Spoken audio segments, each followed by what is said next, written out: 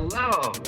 And welcome to Film Bastards. Good morning, good afternoon, good evening, and welcome to episode 617 of Film Bastards. My name's Ian, and as always, I am joined by Mark. Hello, everybody. Hello, one and all. Bex is not with us. Apparently, she got her shifts mixed up. Yeah. So, you just got us tonight, but we're going to be talking a bit of horror. So, we've got Sam Raimi's latest, the Rachel McAdams starring Send Help, and we're finishing off the trilogy of our times. A film series where we didn't even do the first one as a main review. No, me and Bex just talked about it, didn't we? Yep. And yet, here we are. We're going to be talking The Strangers Chapter 3. We'll also cover what we've been watching, talk some trailers, and all the usual bits and bobs. I got the Dogma 4K in the post today. Oh, I didn't know that was. I didn't know that was out in the UK. Shit, I thought that was No, wait, yeah, it's February. Yeah. Yep, it is indeed February. I gotta say, it's like really nicely packaged, and it's like the cardboard O sleeve is like lovely and shiny as well. But I just want to. I haven't opened it yet. But in the special features, there's 2006 PSP introduction by Kevin Smith. Now, does that mean, because the PSP, the PlayStation Portable, had its own proprietary video format, or like disc format, UMD, and I had Donnie Darko on UMD, and it's like, what? There's an introduction to Dogma that he did specifically for the PSP. Does that surprise you with Kevin Smith? No, but I need to see it. So I'll try and remember to report back next week. Yeah, that's what I've had my eye on, the Dogma 4K for sure. Yeah, I mean, like the thing is, like the Apple version, it was like it's only $7.99 on Apple, but there's no extras. No, and it's 4K as well on Apple, but no extras. And Smith likes his extras. He always has since the DVD days. Smith likes his extras. Yeah, I mean, like there's like a new hour 20-minute documentary on there. And you know that the access that he's going to have had to people is going to be lovely. Oh yeah, no, totally. I'm really looking forward to having another crack at Dogma. It's been so long.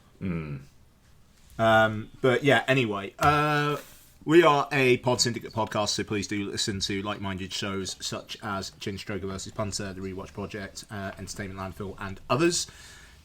And let's get into it with some trailers. Yeah. So, Charlie XCX is suddenly all over the place when it comes to movies. Yes.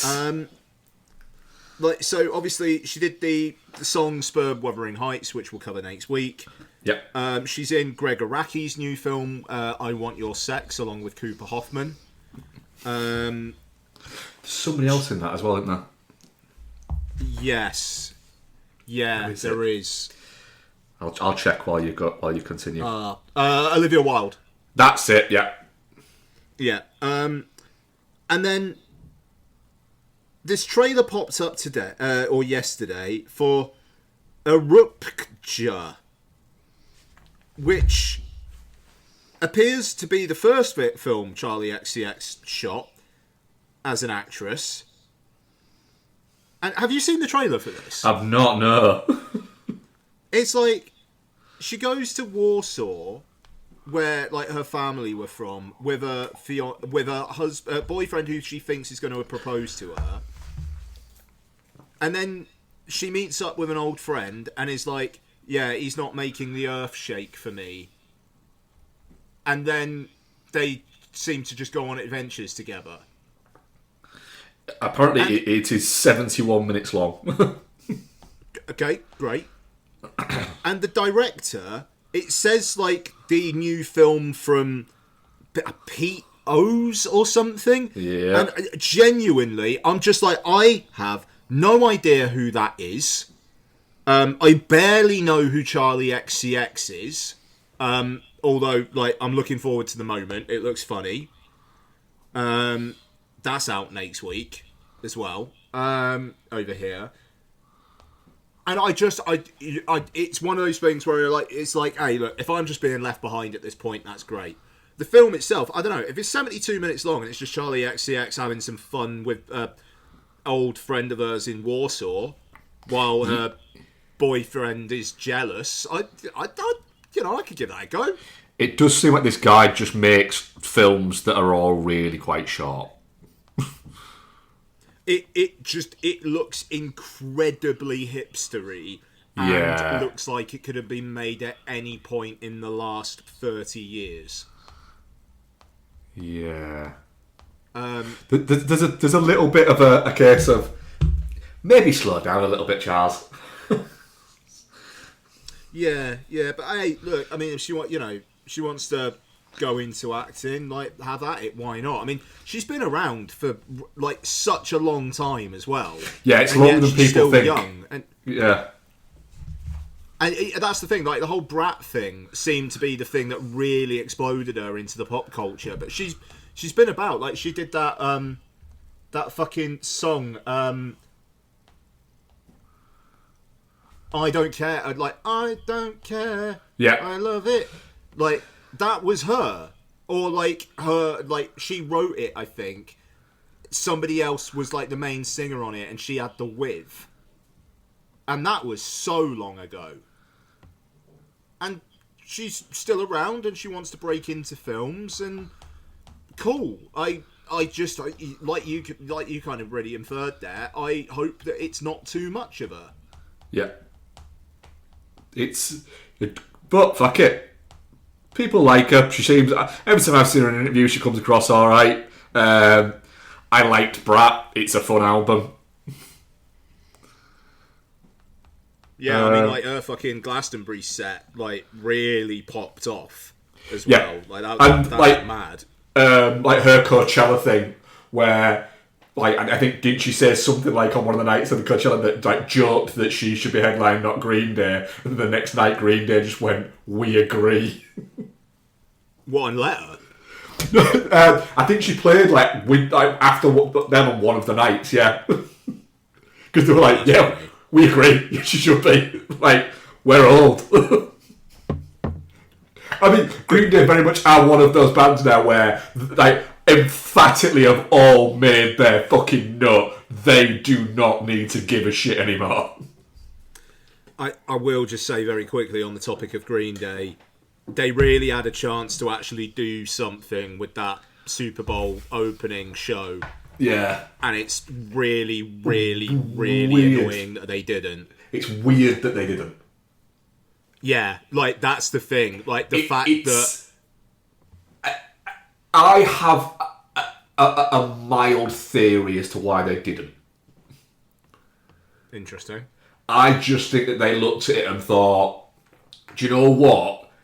We don't want, A, the story to be about us, and B, us not doing it, actually, if we do something, it plays into their hands. And it just becomes that, and it takes away from the focus of a Puerto Rican artist who is one of the biggest artists on the planet. Great. I think the past 3 years has been the top listened to artist on Spotify, from the performance that I think that they thought, do you know what, this is culturally a big event that's going to happen there, and we don't want to pull any fucking focus from that, so let's just not.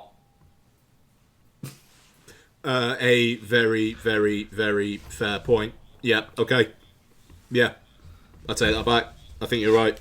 Yeah, also, well, last thing on that, I mean, my only real exposure to Bad Bunny has been in the various acting bits I've seen him in, which I think he has been mixed in. I do think he was possibly one of the best things in Happy Gilmore 2. Agree. Because he was just funny in that. But I did watch that. Not live, obviously, but I've watched it since. And yeah, I couldn't understand a word he was saying because I don't speak Spanish, but I had a good time. It's fun, and it felt important. Yeah, no, totally. We'll talk more about Super Bowl in a sec. New trailer for Mark Jenkins, new one. So, director of Bait and Ennis Men, which are films that feels like a lot of film critics in London saw and no one else did. Yeah. More screener copies were watched than actual DVDs bought. 100%. But yeah, Rose of Nevada. So this is George Mackay and Callum Turner. Of course, Callum Turner's in it. Yeah, no, why not? They go off on a boat, like this fishing boat in Cornwall, and then they come back, and then weird shit happens. Like, one of their other halves thinks he's somebody else, and odd stuff starts occurring. Looked more interesting as it went on. All right, I'm game for that. If that's under 2 hours long, I'm all right with that. Yeah.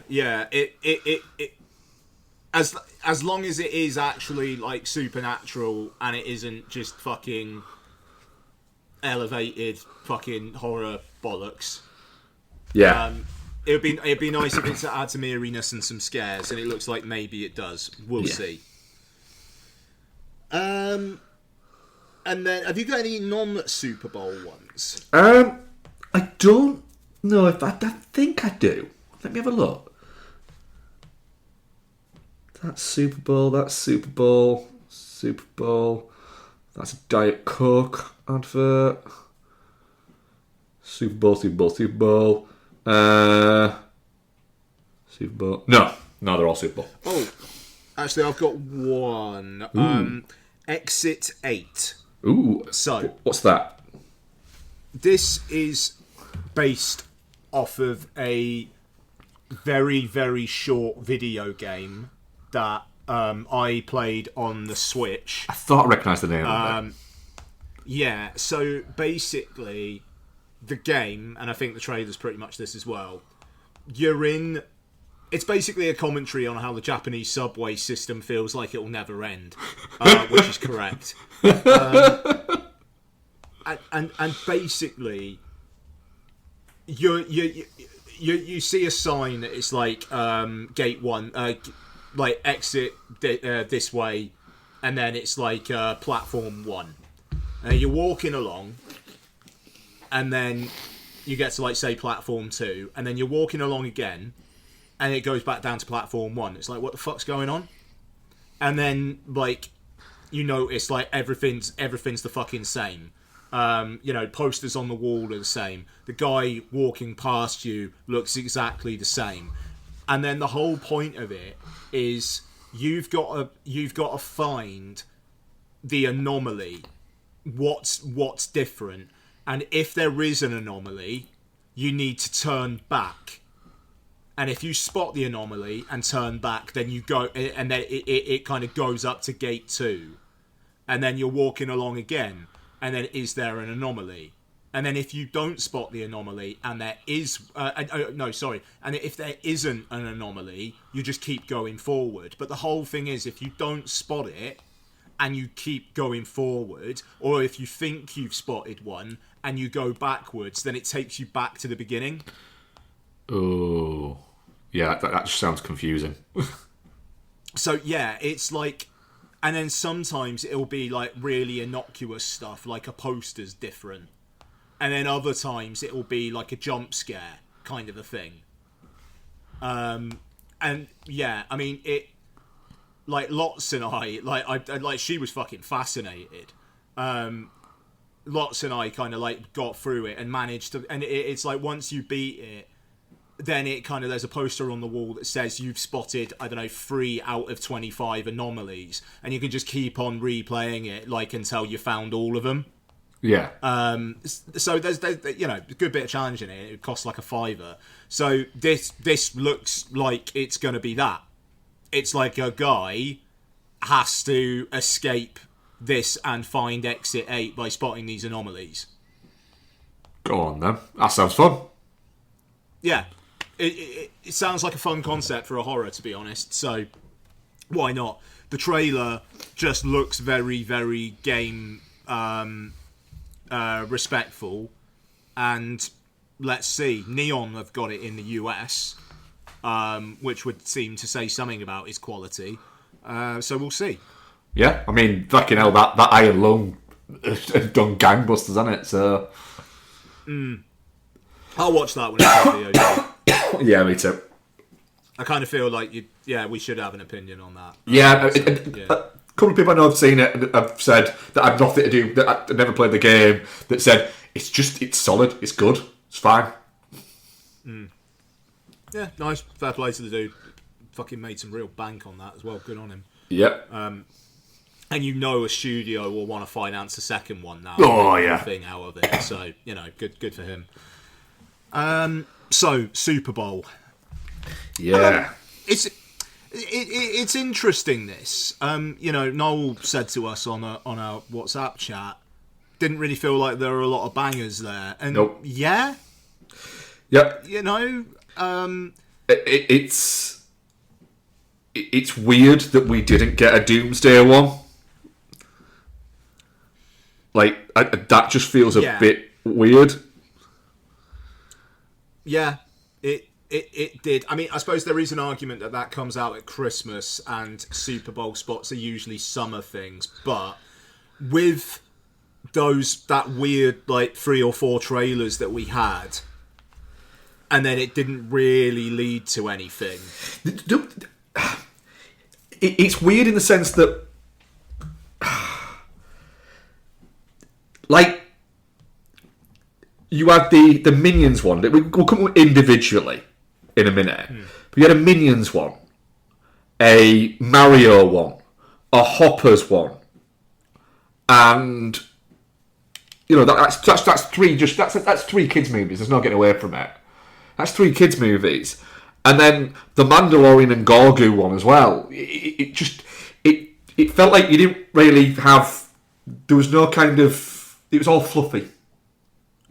Yeah, it needed like the Odyssey, Yeah, or something like that. Just like a really, really big summer movie. Yeah, I mean, I'd like, because if go on, sorry. like the biggest kind of one that felt a bit eventy and felt a little bit where you went. That personally, I went, and we'll get into an individual in a second. But I went, ooh, to was Hail Mary. Even the Disclosure Day one just felt a little bit. Nah. Yeah. Okay, so look, let's talk about him. Mandalorian and Grogu literally was like a parody of a Budweiser ad, apparently, which is so fucking weird. Oh, it is an actual parody of a Budweiser advert. Apparently, yeah. I was listening to the Big Picture, and they kept mentioning Budweiser something. So apparently, it literally was. Like, what the actual fuck are they doing with the marketing of that film? I don't. As somebody who has never watched The Mandalorian and doesn't, I assume Grogu is the little thing, is the Baby Yoda thing. Isn't that Baby Yoda though? Yeah, but then I am genuinely, I am genuinely not being like funny. I don't. So that. Is he Yoda? He was never called Baby Yoda in Right. the show. People Right. called him Baby Yoda. Right. Okay, that makes more sense then. So his name in the show is Grogu. Grogu. Grogu. Yeah. Grogu. Cool. Right. And that's the Mandalorian there. Right. So I'm pointing at my screen like people can fucking see that I listen to the podcast. I'm pointing at a thumbnail. So, yeah. So I have no idea. Like. The Mandalorian, I don't even really know who the Mandalorian is. Isn't he Boba Fett's mate?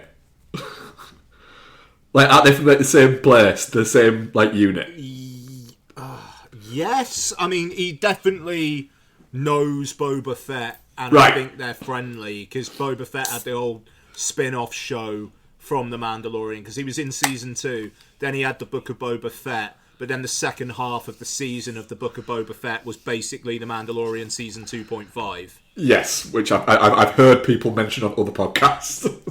Yeah, it's like actually quite disrespectful to Mura Morrison, in my opinion. But there we are. So yes, but The Mandalorian Grogu's got Sigourney Weaver in it for some reason as well. Because you've got to have one of Sigourney Weaver or Jamie Lee Curtis in everything now. Jamie Lee Curtis, pretty much, yeah. But look, I don't know what they're doing with that ad. Maybe actually have some footage from the film. I don't know. Just a wild thought. It's not confidence building, is it?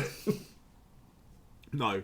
Project Hail Mary, I know you mentioned it. I really, really, really hope it's good, because it looks like something that should just be a 4-quadrant, real, all audiences blockbuster thing.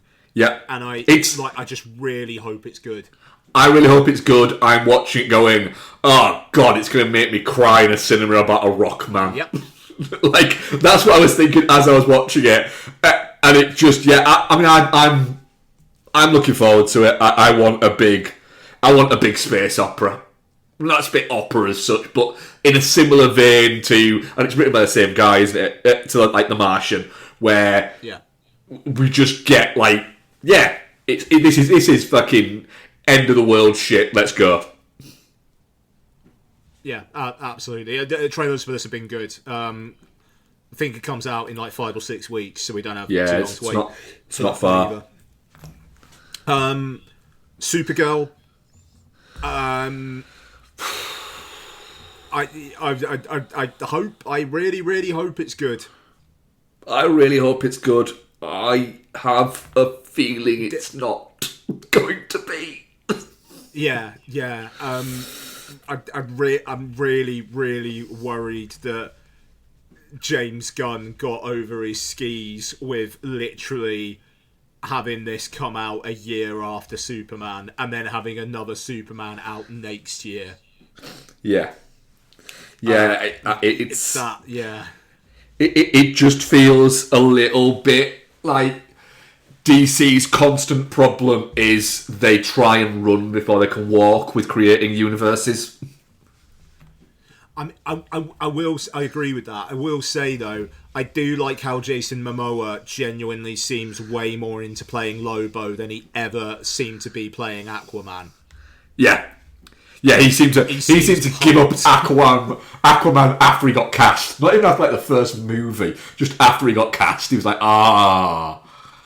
I've got to work out for 7 or 8 years now, and this is boring.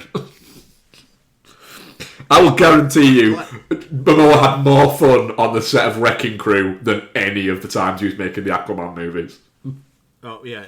No, absolutely. I don't know, man. I think he's isn't he a biker bounty hunter alien or something? Something like that, yeah. That just feels like the part Jason Momoa was born to play. Yeah. So, great. And I really, really want Supergirl to be good, because otherwise, the discourse on that film is going to be fucking painful. Yeah. Captain Marvel is a low bar to clear. The Marvels, though, bit higher. Yeah. Let's see what happens. Minions and Monsters. I think this looks fun, and I look forward to seeing it. It looks goofy as shit, and that's all I want. And there's no Gru and his kids. It's just Minions, and they're making a movie. Sure, let's go. Yes, apart from the monsters look like they were designed based on how cheap can we make these toys. Fair. Don't care. I'm not going to buy them. I'm not going to buy any for lots. It's the Minions making a movie. But it's the monster design that I don't. Yeah, no.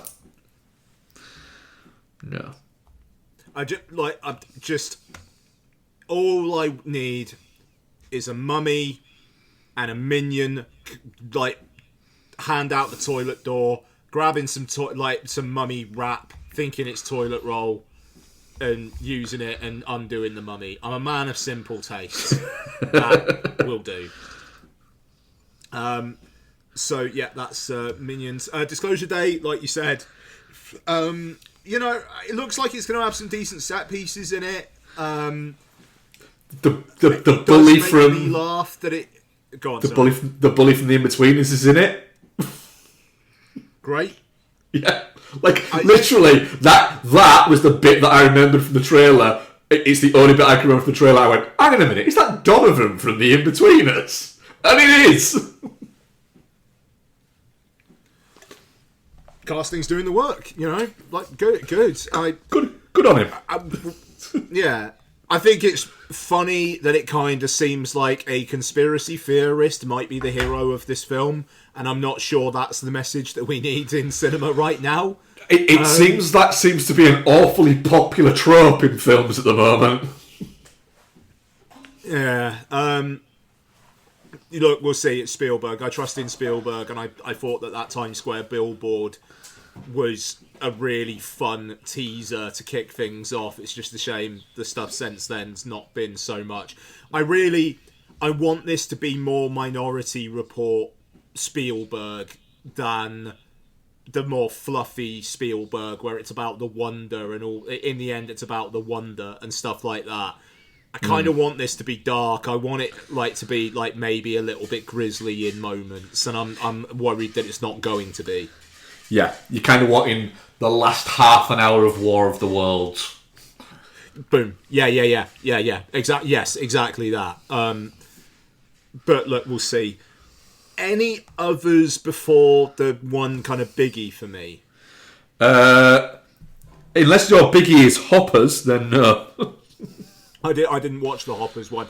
I'll be honest, I'm already in the tank for Hoppers. I didn't need to see this. I'm looking forward to taking lots. It's more Hoppers. It's just Hoppers. Great. Fine. I'm very much with Hoppers. Sorry. And did you watch the Mario one? No, actually. Mario. That's it. That's all I'm going to say is Mario. Just looks like a Mario movie. Go on then. I hope people enjoy it. That's great. Sorry, Lottie's just sent me some test results that she's had. School test results. Okay.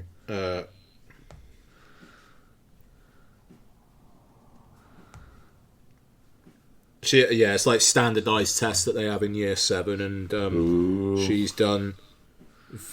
She has done very well. God, it's one that I'm slightly disappointed in, if I'm honest. I'm setting some pretty high standards. Like it's still, she's above average on everything, and on all but one, she's like in the upper 5% of above average. Oh, I was such a swat with Isabel and exams and stuff like that. I was terrible. Now, I think the reason why if she doesn't ace something, she gets disappointed is absolutely my fault. No, I mean, to be fair, across the average in her year group, she's absolutely fucking rinsing them. Right, brilliant. Anyway, I should not be disappointed in that because that was great. So, The Adventures of Cliff Booth had a Netflix teaser where we think it's called The Adventures of Cliff Booth or The Further Adventures, but they didn't actually say the title in the ad. No, it was Netflix and coming soon. Yeah. They haven't quite decided what it's going to be called. Ballsy. It's ballsy. I'm really looking forward to it. Looks great. Looks like Fincher when he's having a ball, And the different Finchers are all good Finchers, but I do like Fincher when he's just having a good old play. And I'm, the fact that it's apparently is getting a cinematic release. Go on then. Yeah, no, absolutely. And the way that it just looks like a Fincher film, like that cinematography is almost like his fucking like signature. It's it is mad how it just looks like one of his films. And doesn't look like a QT film. Which I was It's going to sound like a QT but it's going to film. sound like a QT film. Yeah. And I don't mean that in a bad way. That's the magic sauce. That doesn't look like a QT film. I don't mean that in a negative way. I'm not jumping on the let's all start bashing Quentin Tarantino train that seems to be running at the moment. I don't mean that in a bad thing, but I think if you were watching this and you went, ooh, this looks like Fincher doing an impression of Tarantino, it would have been a little bit, I don't think you'd have got that, because I just don't think that's Fincher. Fincher is Fincher, and that's it. But it just, those two, like, smashing together just feels like it could be an awful lot of fun. Yeah, absolutely. That's going to be a really fun one over the summer. It's going to be interesting to see where they place that as well. Because The Odyssey's basically got July wrapped up. Yeah. Is it going to be a... Do we reckon, like, May, June, maybe? Or do you reckon they'll go for, like, September? They'll play Cannes. I could see it being July, like the weekend around July 4th. Ooh, that's a good point, mate. I could see that. Once Upon a Time in Hollywood was August. It was a couple weeks later over here. Yeah. It was like the first week of August in the US and mid-August over here. So, yeah, I could see early July before The Odyssey absolutely dominates. Yeah, that would make sense. Yeah, we'll see, but it looks great. And I'm glad as well that we have... sorry, I'd asked Lottie if she was pleased with her results, and she just said, "Yeah, the same as always." Cocky little fucker.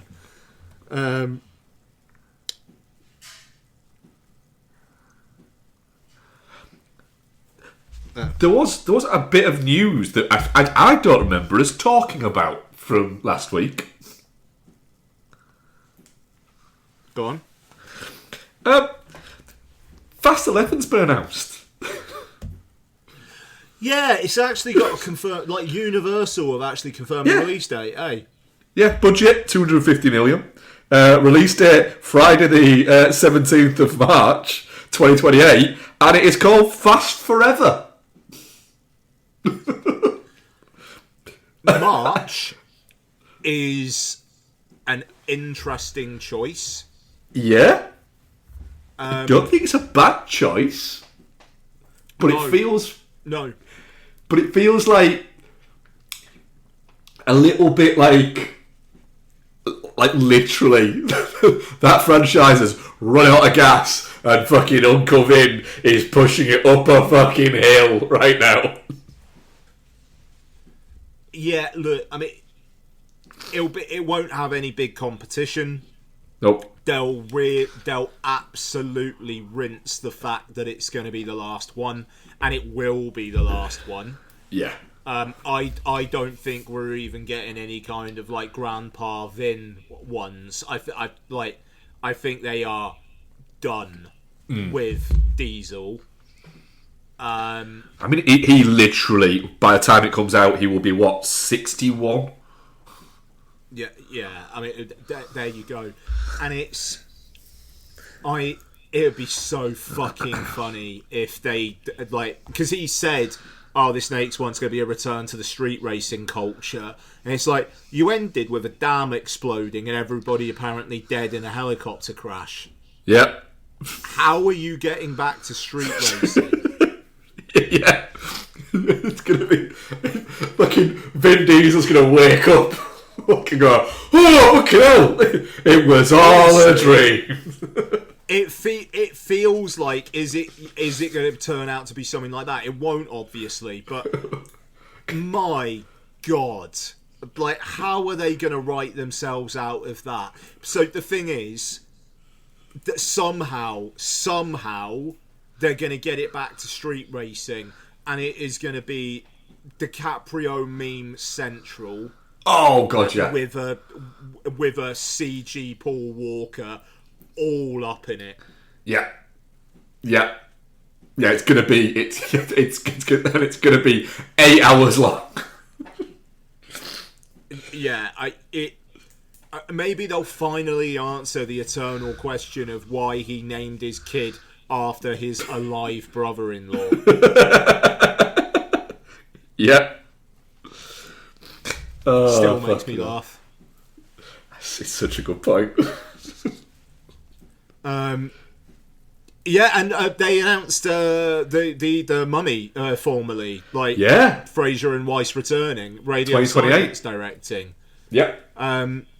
Fucking fascinating that. Yeah. The comment that I saw from Brendan Fraser was really, really happy about this. Not happy about having to get a new gym membership. Which is... yeah. Go on, mate. With the greatest respect to him, mate, just dad bod it and then get a stuntman to do shit. You don't have to. That's it. I think it's a little bit when it is a little bit of one of those things where when you look at him now and go, I'm not body shaming the fucking dude at all, but seriously, that guy was fucking ripped to fuck. It just, you don't have to still be ripped. He's not the whale sized. Like, don't get me wrong. Like, he's a big dude. He's a husky dude. Like, and if he wants to play big and husky and give all us big and husky guys the hope that we can all get with Rachel Weisz, then that's great. That's going to be better than him going full fucking full Ralph Fiennes get fucking ripped for a movie thing. He doesn't need to be J.K. Simmons Santa. Yeah, no. Red One, where there was actually a scene where Santa was working out with The Rock. Yeah, fucking hell, yeah. God, I literally hope at some point, fucking, just Prime go, look, we're sorry. We're deleting it. You notice how they've not announced anything else connected to that film? No. Just... The Rock had such hopes for the synergies. Yeah. But then he decided he wanted an Oscar, and nobody else wanted to give him one. So fucking who knows next? Jesus. Yeah. Okay. Let's talk about a movie. Yeah.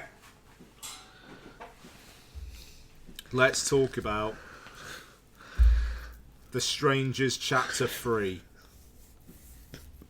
I'm pulling the cork early, boys. Go. I'm pulling the cork early. This is, again, directed by Rennie Harlin, and again, stars Madeline Petch. Or Madeline, stop trying to make Petch happen. Gabrielle Basso still listed in the starring on Wikipedia, but not really. Richard Brake, Emma Horvath, and others. Yeah. Gregory... Oh, no, Gregory Ross is the character name. Anyway, right. So, I didn't go on IMDb. Basically, after a brief journey back to 3 years ago, where we just get a random... doesn't actually have anything to do with the rest of the plot other than setting up that they apparently also kill people in room 24 of a motel. It starts immediately after the events of chapter 2 with no recap of any kind, where Madeline Petch is hiding from the two strangers who are still alive after she killed one of them. And it just kind of carries on from there. The film feels like and then this happened, and then this happened, and then this happened, and then this happened, and then this happened. Even though it does have a rather extraordinary scene in the first 15 minutes of the film, where it's just revealed who the baghead stranger is, and he has a conversation with Madeleine Petsch, where he basically says, "Look, fuck it. You killed one of mine, I killed one of yours, get the fuck out of here." Yeah, but then he immediately changes his mind as well. Yeah, no, I mean, an amazing fucking sequence where she steals a police car and then crashes it instantly, looking for something, even though it's not actually... There's no sense of what it is she's looking for. No. And she is not looking at the road for so long that, frankly, she should have died. Yeah, it was all her fault. She'd have been fine. I actually turned around to Bex at that point and said... I just leaned over and went, she fucking deserves everything that's going to happen now. Yeah. It's... Gabriel Basso might be, because he's trying to act a little bit in that scene in the church bit, a little bit kind of wounded, but also he doesn't he knows this is all part of the oeuvre that he's got, but he's also trying to act tough by pouring the bullet bourbon and bits like that. And I'm looking going, you are soggy jelly right now. That's how tough you look. It is quite something how bad that man is at acting. Look, I mean, instead of asking what you thought of it, I feel like we're just having straight into a conversation about it. The thing about Chapter 2 was that I quite enjoyed the bonkers kind of Euro horror tinged stuff. The boar and the flashbacks to the childhood felt like stuff you would get in Argento films in the 80s. Yes. There's none of that here. No. It is just, how do we wrap this up as quickly as possible, despite the fact that this is the third film in a trilogy? Yeah, it's there are points in it where I thought, Renny Harlin, A, have you watched the other two movies that you made? And B, did you just decide, I can't be asked to write dialogue for the majority of this movie, so I'm just not going to bother? I said to you on WhatsApp before you saw this, I want to see if you agree, that I think Madeleine Petsch may have less lines in this than Arnie did in the first Terminator. Highly plausible. There are long sequences of this movie where barely anybody talks at all, and it is quite a lot of it is just different characters just looking at each other and walking up to each other slowly to look at each other a little bit more, to then walk away or walk up to somebody else and look at them slowly. It's quite something. The opening girl in it, I was that distracted by the fact that I couldn't work out who it was, where it was I'd seen her before, and then I went, oh my god, it's Sam Sparks from Cloudy with a Chance of Meatballs, which of course is a digitally created character. Yeah. That girl wears glasses it's the first time she's ever seen glasses, and somebody's handed and gone, she's gone, what the shit are these? They've gone, they're glasses, and she's gone, what do I do with them? And you put them on your face to see your character wears glasses, and she's gone, I've never heard of these. So that scene where she wakes up and the stranger puts the glasses on her and then she jumps, do you think that's because it was her first day on set and she didn't know what it was and she thought she was actually being tortured by some mysterious device that they were putting on her face? Yeah, I think she'd seen the Saw movies and thought it was that. Literally, it's like there's a jump scare just with her glasses being put on her face. Which, if it sounds weird, it is. It really, really is. Also, two things to say before I forget. A, your point about the whole people just walking up to each other and looking at each other and then walking somewhere else. That extends to the death of the sheriff, who has been hiding all of this stuff in this film, where literally Madeleine Petsch walks up to him. He, just like so many people in this film, doesn't seem to hear someone walking up to them. Yep. She's got a shotgun. He just looks at her and kind of like smiles, and then she shoots him. Yeah. There is no reason why he would be that placid.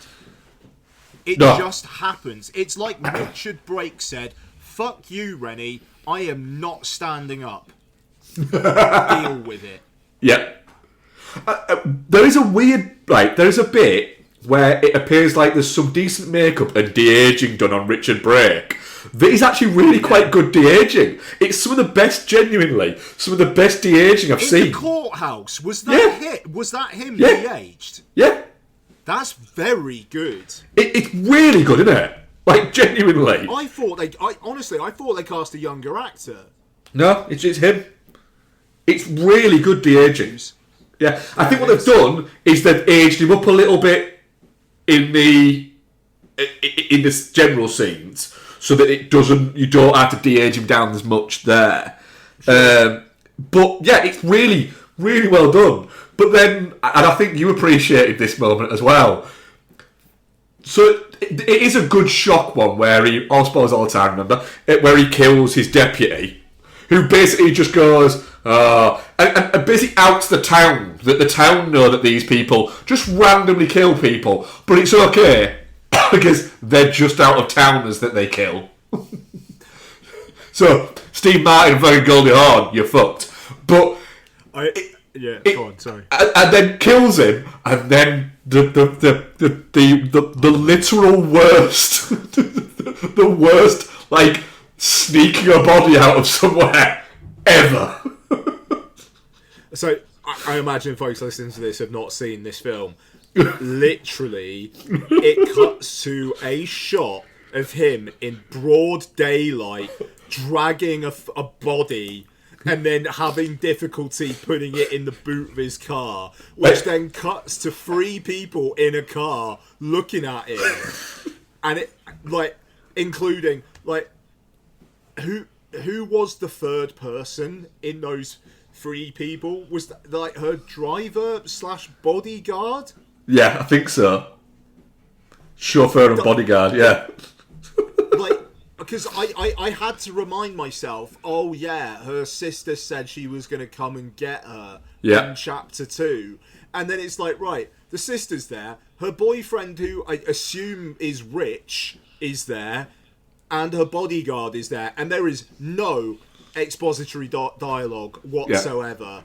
About criminally underusing of George Young as well. It's mad. I will say as well, the other thing that I liked was shit's kicking off, and the sister says to the boyfriend, "What's going on?" And he just goes, "Well, it's a small town."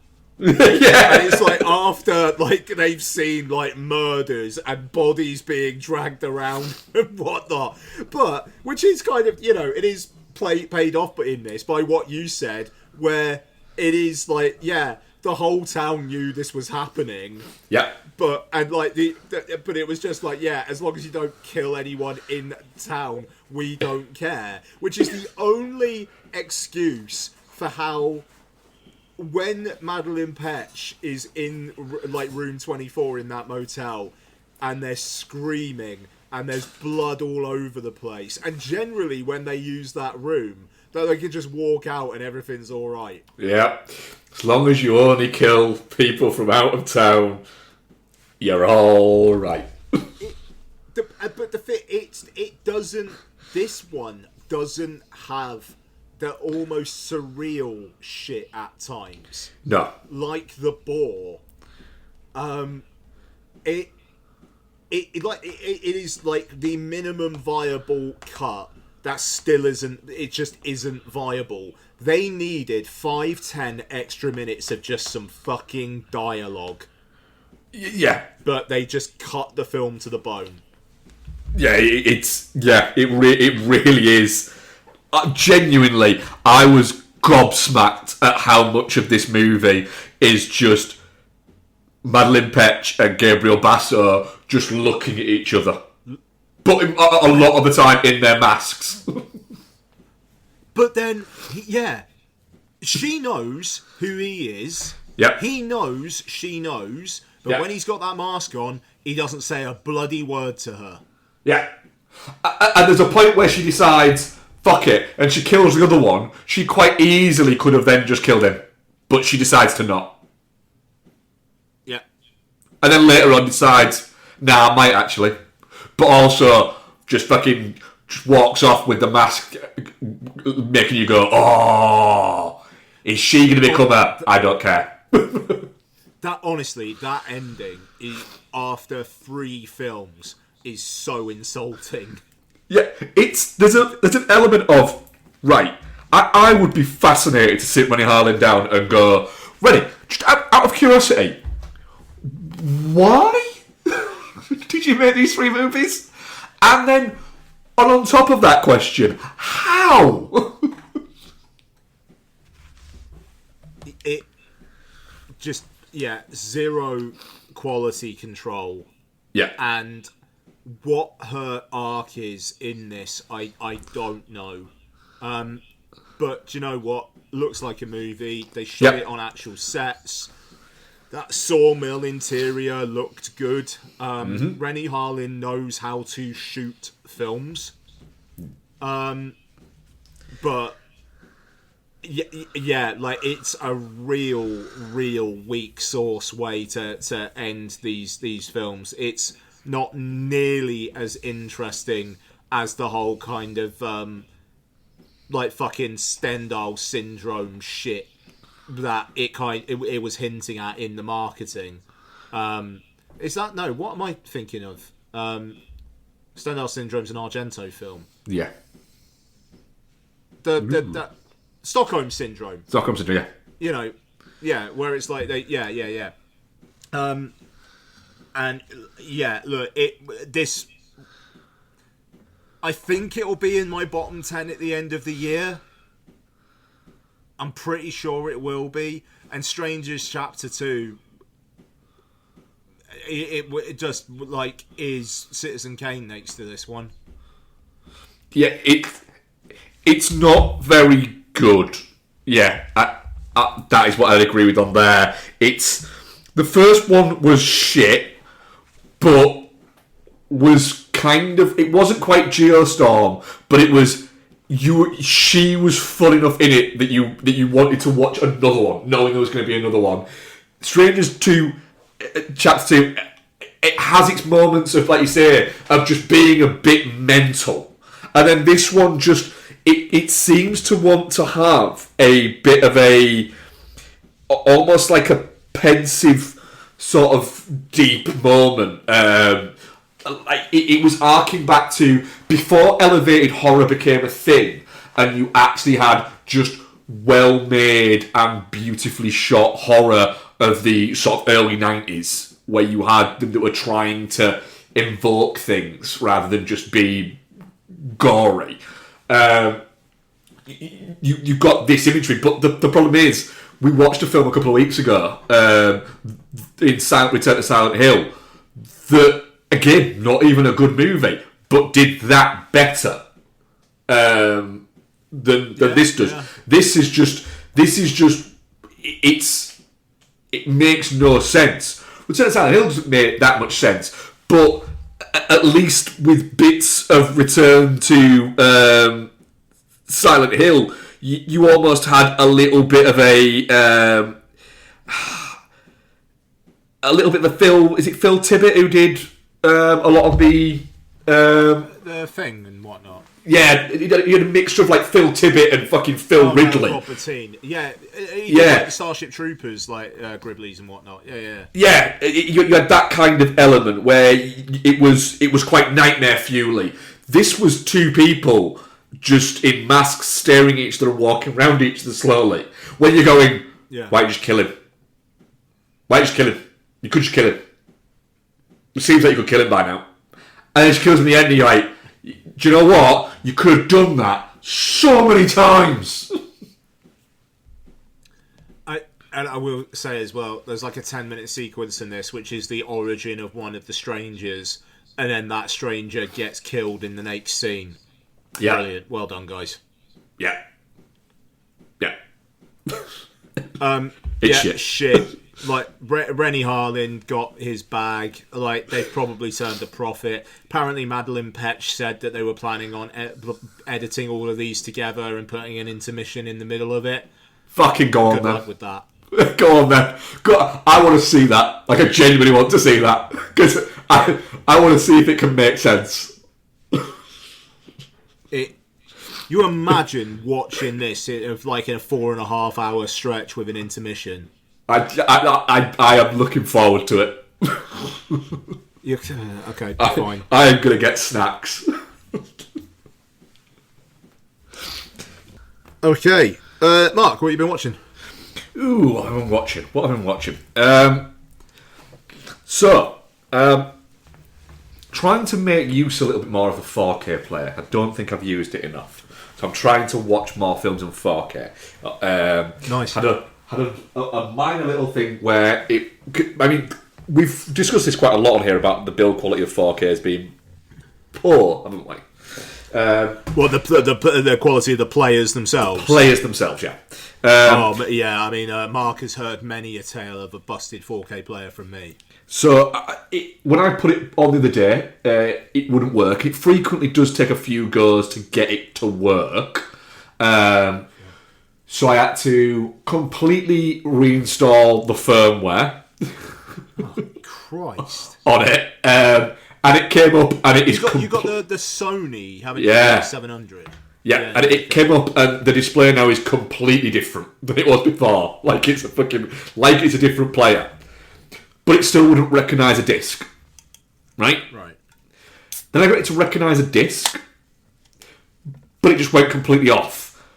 Then realised that is clearly I have a faulty HDMI port in the back of my TV. Because I switched to another one and it's been fine ever since. Oh, another bit.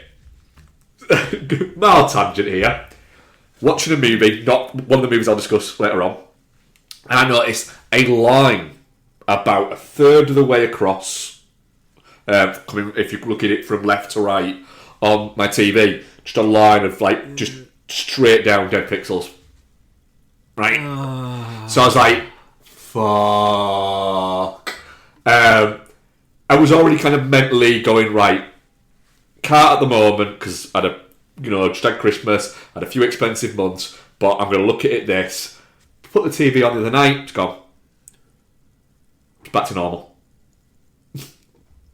Thing is, you need to get an excuse to get an OLED. I don't think I'll ever be given the green light to get an OLED. I'll talk to her. So I'm going to keep an eye on that. But I watched the Arrow Roadhouse on that. Saw you watched Roadhouse. I did wonder. Yeah. Yeah. I watched the Arrow a bit. It's crisp. It's a lovely. Roadhouse is great. I've spoken about what I said quite at length before. But it's a really nice crisp transfer, and it is. I did that thing where I looked at the 4K on iTunes and was like, yeah, that's nice, that's good, that looks good. And then very quickly flipped back over to the 4K disc and then went, but it's not that good. It's not that good though, is it? I tell you what though, man, it's the audio as well. The audio's the real pop for me. Yeah, because you don't get... Somehow it's clearer. Like the mix between dialogue and everything else is clearer. I find, but yeah, it's Roadhouse. It's great, but I would recommend getting that if you've been hovering over it. The 4K is lovely, and it's a nice set. It comes with a little Roadhouse coaster and some art cards and bits like that. Really? So, it's it's a cool little set. But yeah, it's Roadhouse. It's great. It's Roadhouse. What else have I watched? Rewatched Dodgeball. Nice. Because what's it keeps on throwing it at me. Netflix, I believe it is. Yeah, keeps on just going, hey, you want to watch Dodgeball? I'm like, not really, no. Do you want to watch Dodgeball? No, I don't want to watch Dodgeball. I don't think I ever need to see Dodgeball again.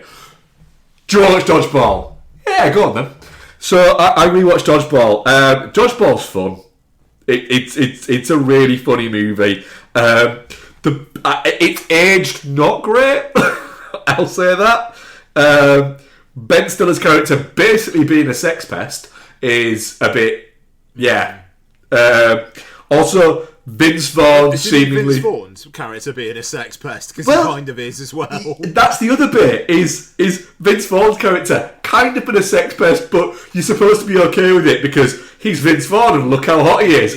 Yeah. And you kind of go in, he looks a little bit like if an IKEA wardrobe came to life though. So, not sure. But it also does have, if you can dodge a wrench, you can dodge a ball. Yeah. Which is... Yeah. Yep. Which is great. Yeah, if you can dodge a wrench, you can dodge a ball. God bless you, It's a Justin bold Long. strategy, Cotton. It's a bold strategy, Cotton. Let's see if it pays off. Maybe one of our most used memes. Yeah, it is actually a big used meme in our chat, isn't it? Yeah. I feel like I'm speed rounding through a few of these because I want to talk a little bit more about a couple of them. Sure. So, rewatch Greenland. I still need to watch Greenland. Yeah. Becky still claims, she's not here to defend herself, so I can say this. Becky still claims that she didn't watch Greenland with me. She did. 100% the first time we watched Greenland, she did. But she claims she didn't, but she 100% did. And she can't defend herself right now, so it's now I'm putting it out there as fact. So she rewatched it with me. Going, don't remember this, and me thinking, you fucking do, because I remember conversations we had about it. Greenland is better than it should be, but it wasn't as good as I remember it being. Okay, alright. But it's still quite good. COVID times, dude. Pickings were slim. You know? Yeah, that's it. But it was still good. It is still a good movie. But what I will say about it, and I won't go too spoiler into it because I'm going to talk about the sequel in a second and I'm not going to go spoiler too much into that. Cool. Okay. What I will say is it's every decision anyone makes is the wrong decision. And everything is Morena Baccarin's character's fault in this movie. Like, everything that happens is her fault. Everything that goes along, you watch it going, yeah, you should have probably checked that. You shouldn't have done that. Why are you doing that? Oh my god, why are you so bad at being a person? Right. So, what I think I can give away this without it being too spoilery. So, Greenland, the first one, is about, there's a comet called Clark that crashes into Earth. They think it's going to pass Earth, but then what have it, it starts actually crashing into Earth, and one of those is an extinction level event. Certain people have received like a message telling them to go to these certain air bases because they have been, them and their family have been selected, and they get to go to Greenland. The story of Greenland is that Gerard Butler's character, who is just a structural engineer, not quite sure why he's been selected, that never gets explained, he gets selected, but then there's a reason why he can't end up going, but then they end up finding their own way there and they get let in anyway, right? That's Greenland. You can gather that from the trailer and from everything that's happening. I don't think that's too much of a fucking spoiler. Because Greenland, you know that they get there because Greenland 2 exists. So Greenland 2 is set 5 years later, where they're still in these said bunkers in Greenland, but they need to start getting out. For some reason, which is never explained, there is like a council that exists within this bunker that kind of talks to the other bunkers that are around the world and bits like that, and that they kind of come up with, right, we need to do this and we need to do this. For some reason, Moreni Baccarin's character is now almost in like military fatigue, and is on these councils, which makes no sense because you don't have an idea of what she actually did. But it wasn't something that would have got her selected. She didn't get selected. She went because she's married to Gerard Butler, who's a structural engineer. Again, within the trailer, the structure collapses, right? And so they have to leave, and they decide that they're going to go to, remember they're in Greenland, to the crater, because that's where life might be, and it might be okay, all in the trailer by the way, all this. Life might be within that crater, because it might be too much of a crater for radiation to get in. So they have to get to the crater. Okay. They've binned off the original kid, because he was weird looking and annoying, and then the new kid on the block, who is still their kid, but they've kind of like, you know, the older sister in Roseanne it, and hope you don't notice, is the kid from Jojo Rabbit. And he's there. The main kid? Yeah. The rabbit or Jojo. Can't remember which one he is. And this is them getting there. I'm not going to give too much away. Everybody they come into contact with dies, and it is all of their fault every single time. They do not deserve. So now it's all of their fault, not just Monica Baccarin's. Mostly hers, still, sadly. Okay. Yeah, it's Greenland 2 is not good, but it's always quite fun while you're watching it. Just because literally, and I mean it, everybody they come into contact with dies. It's so bad. Fantastic. Yeah. You know, from like certain moments within this film, what is going to happen at the end of it within the first 10-15 minutes. You know exactly what is going to happen, and what you think is going to happen will be what will happen. That's not a spoiler, that is just the way the human brain works. Baffling that this got a 90 million budget. Don't know where that 90 million budget is, because some of the shots are a little bit iffy. But I had enough fun with it. It's fine, but it's also crap. The thing is, we literally have a phrase. We have a rating at Bastards that is based around a Gerard Butler movie, and that Gerard Butler movie might be his best ever movie. I'm starting to think, because we review a lot of Gerard Butler movies somehow. But yeah, they're worth watching at some point, but don't dedicate like a weekend night to them. Like, watch one on a Tuesday and watch one on a Thursday, and you'll be like, that was fine. They're bobbins, but they're fine. That was loud. Okay. Sorry, I just got a notification saying that it's only an hour till Sunderland v Liverpool, which I'm guessing didn't come through, but it was very loud in my ear. Right. I heard a little bit of something. Yeah. Yeah, it was that. It was quite disorientating. Right, I've got two more to talk about, and I'm just working out which one do I talk about first. I'm going to talk about Stigmata first. Hell yeah.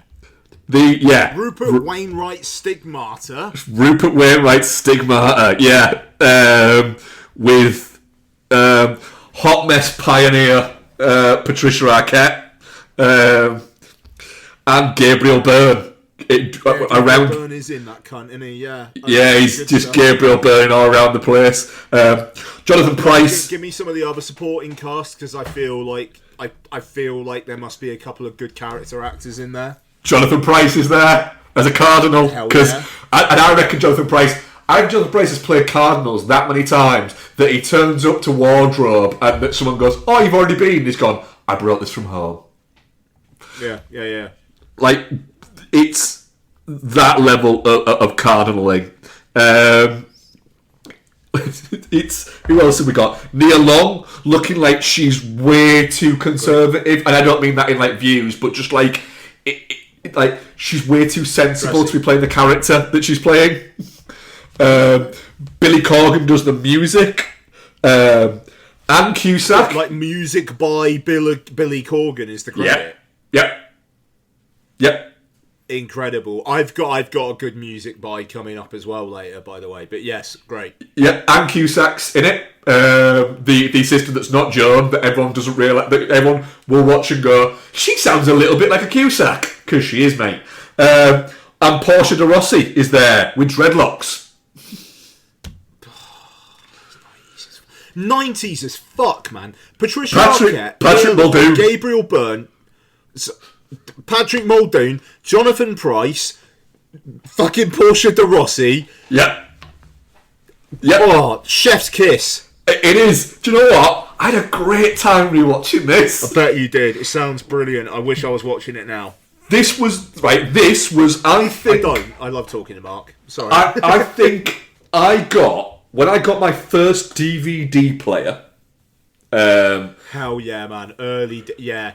Which Sorry, was, I'm gonna shut up. Sorry. No, that's great. It was a Pioneer, and it was gold, and it was £180 from Woolworths.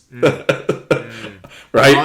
I radio rentaled my first DVD player. Oh, nice! Buy it off them, and it was a Samsung 709 that you could just remote hack to play Region 1 DVDs. Oh, just glory days. And one of the first DVDs that I had, I just found the DVD player. It's called the DVS6D. Oh. You talk dirty to some me. Yeah, you know. It's look at, and yeah, that was what it was. It was chunky. It was chunky. Like in 1999 this was. But like the first DVDs that I got for it were American History X. I got the DVD player because you could only get American History X on DVD. You couldn't buy it on VHS in the UK. Did that cunt have the DVD that was like the glassy case as well? It was like the DVD cases they did that were like see-through. I don't know. That wasn't like see-through plastic. No, that one didn't, because it was an entertainment in video one. So they were like the video. Yeah, it was. Yeah, they were the plastic ones. But I had that. I had a Bug's Life because it came with a Bug's Life. Snake Eyes and Stigmata were like the early DVDs that I had that were like that I got basically the same time as I got the DVD player. Stigmata also is one of those like late 90s, but we're going to try and make it look a bit grungy and a bit like you know, a bit like it was made shot on video, but it wasn't. It was still shot on film. So even though this is I watched it on Netflix, and it's a HD copy. It's a HD version of it. It looks like shit. Like, it just looks fucking awful. But it's kind of supposed to.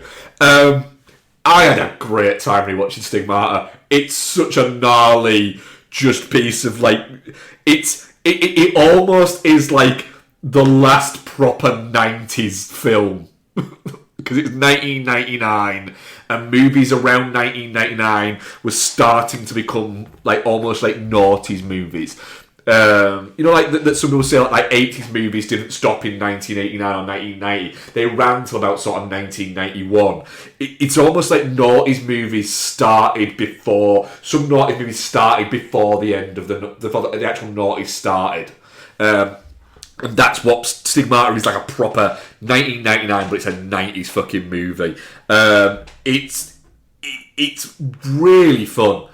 I'm not even sure it's that good, but I don't care. It's got great production value. It looks like shit, but it's supposed to look like shit. And it's got Gabriel Byrne having crisis of faith because Patricia Arquette might be hot. And she kind of is. So yeah. Let's fucking go. Honestly, I I'm a little bit upset that I haven't watched Stigmata more over the years. And then going to another one, right? I also watched To Live and Die in LA, which Hell yeah. I have now decided is just 80s heat. And it almost like you should be able to just call it 80s heat, or you can call Heat 90s To Live and Die in LA. They are just so similar in what they are for the time and place, if that makes sense. Like, they're similar in terms of in films because of they're both. It's a cop's obsession with a criminal, and that guy having to get that guy. They've both got that kind of story, but just is in the sense that he encapsulates such a 90s sentiment and styling without it ever feeling like, when you watch it now, it doesn't feel dated. It feels like you're watching a period piece. And To Live and Die in LA is similar. It doesn't feel dated. It doesn't feel like you're watching something that has had its time. It feels like it could be made now as a period piece without any nods and winks to ridiculousness. It's freaking just like the fact that it freaking constantly puts what date it is and what time it is for no real reason. It doesn't need to, but they're always in different fonts. And a different. Then sometimes they're in 24-hour clock, and sometimes they're not. Sometimes they look like a digital clock, and they don't. Sometimes it's handwritten, and it's not. And you start to think, "Oh, this is this character based because this is the point where we're seeing it from this character's point of view." No, freaking just clearly is just having a fucking laugh. Even down to things like you're watching it and you're thinking that you're watching the story from William Peterson's point of view, and then at other points you're watching it from Dafoe's point of view, but then you're not, because occasionally it throws you out and you're watching it from his partner's point of view, and then you've got the spoiler for a fucking 40-odd-year-old movie. You know, William Peterson just gets shot in the face, and then you realise that, oh, there's still like 20 minutes left of this movie. It's not. It stopped being his movie, and it goes back to being his partner's movie, who was being tagged along with him rather than you seeing it from his point of view, and then he becomes it, and you've got the full circleness of Defoe's character in the fact that, you know, he creates these. You know, he's a master forger, but he also creates these art pieces that he just then burns, and then he dies by literally being burned alive, and it's symbolism, and it is fucking sledgehammer to a walnut, but it's 80s symbolism. Of course, it's fucking sledgehammer to a walnut. I will say the sledgehammer to a walnut. It just takes it a little far at the end, where it looks like his partner is basically cosplaying him. Yeah, there is a little bit of that. Like that. Is just a bit too, because I get what they were trying to do, but just do that in the performance, like the fucking jacket and the glasses. Yeah, it does. You know, and the like, you're on my fucking payroll now, kind of stuff. You know, like that guy is beta William Peterson. Yeah, so yeah, it's not like he's become alpha at the end of the film, is it? Like, so no, But you are looking at going Deborah Farah would literally just go fuck off to him. Like, she would be like, I will eat you alive. You couldn't handle all of this upon you. And you look at going, no, he couldn't handle all that upon him at all. It's stylish as fuck.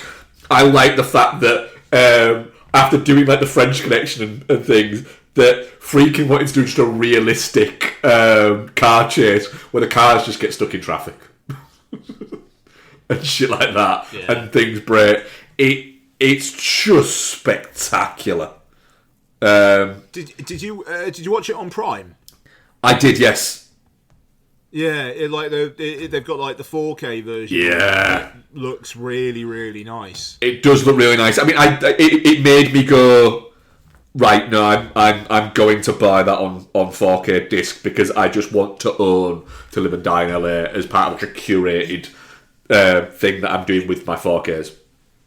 Yeah, it's not available in the UK. You can get the US import and the 4K disc will play, but you won't be able to play the Blu-ray with the features. Yeah. If you literally just want the I think I film... I just want the film. I think I just want that in 4K, I so I've got it there. I think it's a matter of because Arrow did the Blu-ray. I think it's a matter of time until they announce the 4K. Yeah, which is why I'm not going to bite quite yet. But yeah, it's man, To Live and Die in LA. What a fucking picture! It's one of those that I didn't watch this when I was younger. I came to it. I only watched it for the first time about 10, 12 years ago, and I'm almost like if I ever get like access to a time machine and could go back in time and speak to my younger self, one of the bits of advice that even if they go, you can give yourself 3 bits of advice, I'd be like, fucking shit. Well, I've already used one on saying, and before I go, fucking go and rent To Live and Die in LA, you prick. So I've only got 2 now on that, because then I could have had like another like 20 odd years of watching it, because it's fucking brilliant. Very And good. that was me. What have you been watching, Ian? Yeah. Oh, that's good shit. That's good shit. So, only a few things for me this week. We went away this weekend and with the in-laws and didn't really manage to get to too many things. Going away this weekend as well, but we're going away with our Irish friend and her family, and she likes her films, and apparently the weather's going to be shit, so I could see us getting through some stuff next week. Nice. But for this week, a few things. Rewatched Snatch because it was on Amazon Prime, and I was just like, I fancy watching Snatch. Obviously, we did our Guy Ritchie marathon, I think back in 2022. Yeah. Already 4 fucking years ago. It's wild, isn't it? Yeah. Look, one of the most rewatchable films of all time. I just really, really wish Vinnie Jones wasn't talking about those guys being faggots. Yeah. Because that whole like the pussy and dicks thing, I'm fine with that, but they've just got to talk about. He's got to talk about faggots, which is such a shame. The rest of it's just so fucking entertaining and funny. Like the amount of lines in this, shut up and sit down, you big bold fuck, is absolutely chef's kiss. Yeah. I like. Do you like dags? Great. Yeah. I'm not just gonna do. He's not exactly inconspicuous, is he? It's just fantastic, and just the way it all wraps up is so absurd, but great as well. Like the whole Mickey who took the death of his mum surprisingly well. It's like, no, he fucking didn't. And how that all plays out. And then one of the great underrated needle drops of Mickey going into the ring to fucking in the bushes. Oh, yeah. Like incendiary stuff. Yeah. And just silly shit as well. You got Benicio del Toro on the phone to Mike Reed, and he's in the he's in the clothes shop, or like the tailors, and every time it cuts back to Benicio del Toro, he's got a different suit on. Yeah. Yeah. It rules. I'm such a fan of Snatch as such, and it really, honestly, it's a film I think I could genuinely watch every week and not get bored of it. It's a little bit happy place, that film. That's fair. We've got another Yeah. 2 Guy Ritchie movies coming out this year, don't we? Yeah, of course we do. Yeah. Um, We've got In the Grey coming out, an action thriller starring Henry Cavill and Jake Gyllenhaal, and Fisher Stevens is there, and Rosamund Pike. great. And we have Wife and Dog, starring a black comedy, written by Guy Ritchie and directed by Guy Ritchie, starring Benedict Cumberbatch, Rosamund Pike, Anthony Hopkins, and Paddy Considine. I mean, great. That actually kind of feels like maybe he's got his groove back. Yep. But do you know, I hovered over after watching Snatch. I hovered over Operation Fortune Ruse de Guerre, and I think I'll probably watch that this week. Yep. Oh, he's also filming another film as well now, currently, Great. with Jason Statham and Ben Foster. Perfection.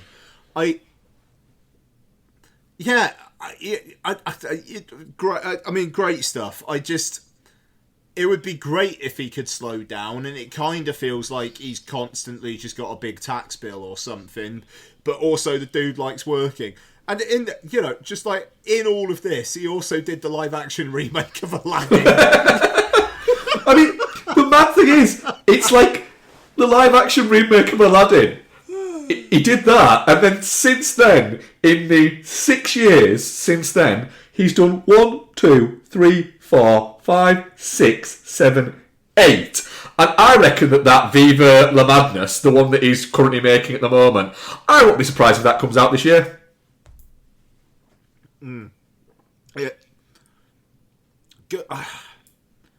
Get that bag, Guy Ritchie. Like, I kind of wish he'd slow down. The quality level was a little bit higher. Don't get me wrong, but I can't hate a guy who's just that committed to making films, and they don't all feel like shite.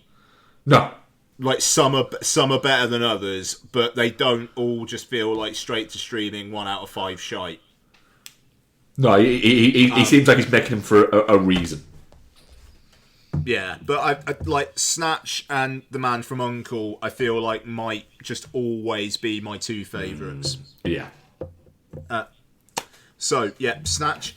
Also on Netflix, because it recommended it to me. Doesn't recommend too many like older films generally, I don't think, but one I'd never seen before.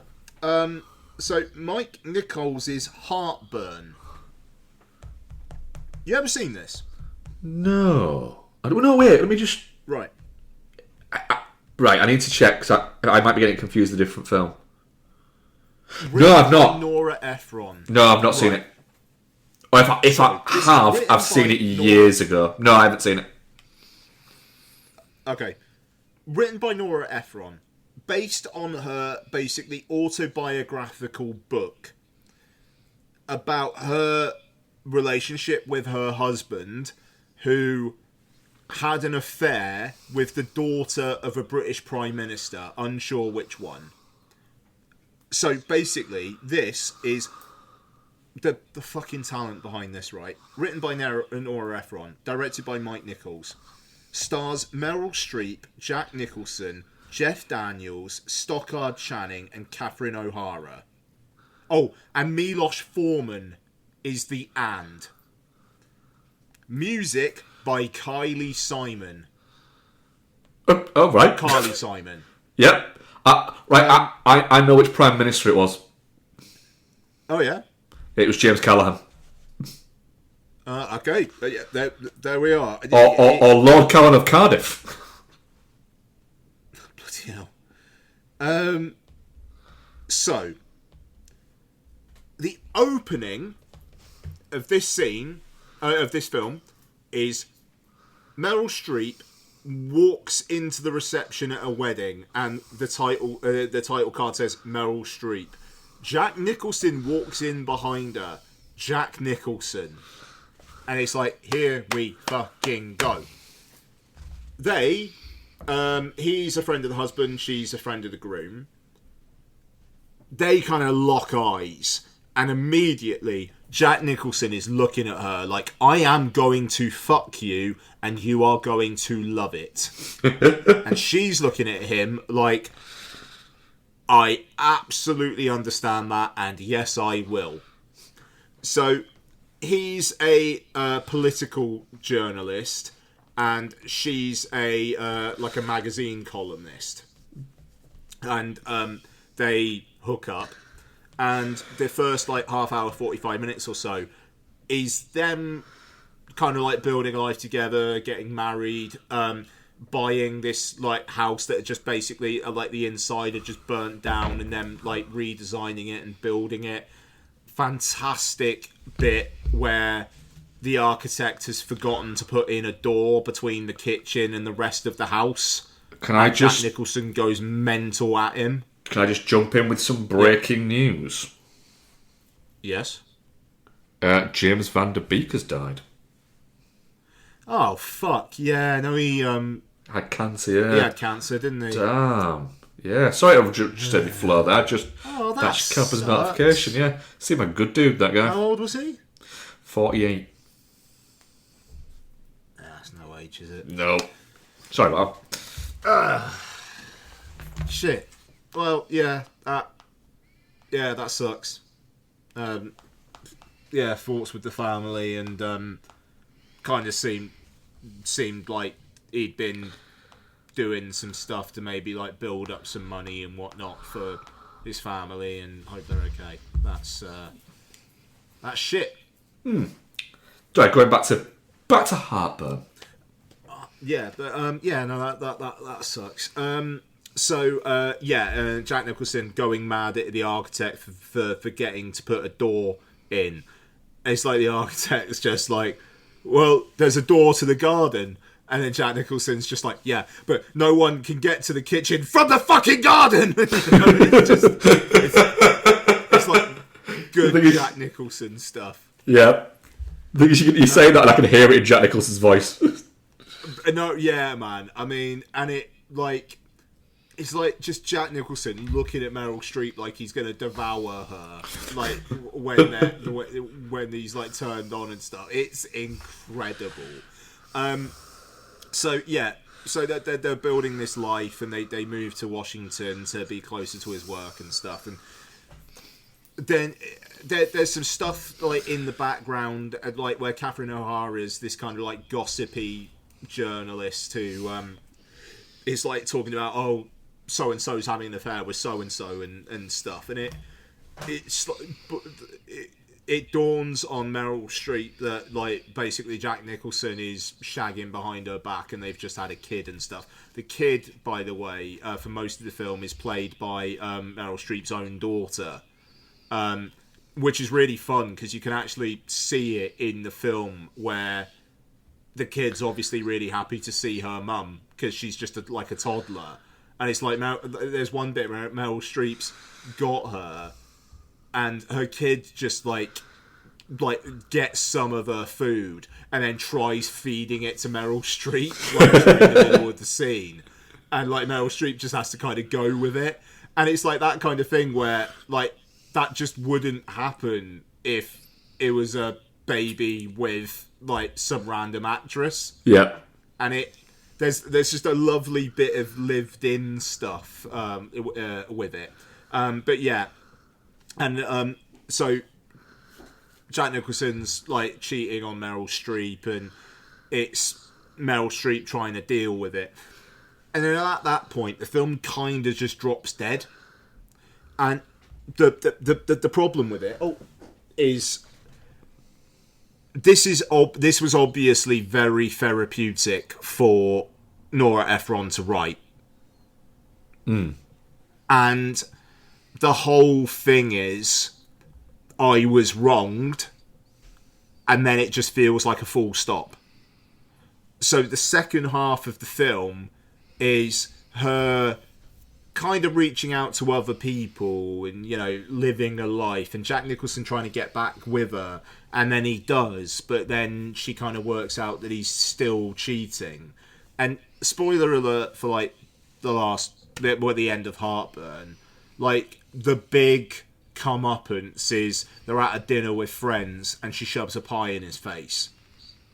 And then she gets on a plane with her kid and her second kid that she's had with Jack Nicholson in the interim, and they fly away. And it just feels like Mike Nichols was like, yeah, I'm gonna make this with you because I respect you and I really liked you, the book. And they've just done this thing where it's an angry film. It's not really funny at all. And yeah, they've cast Jack Nicholson, who, like, cheating husband of Meryl Streep, but he's charming, could do that in his sleep. I think he was cast. I think he replaced Mandy Patinkin. Mandy Patinkin, that's right. Yeah, he did. Yeah. And it feels like that was a good idea to do that. And I like Mandy Patinkin. Yeah.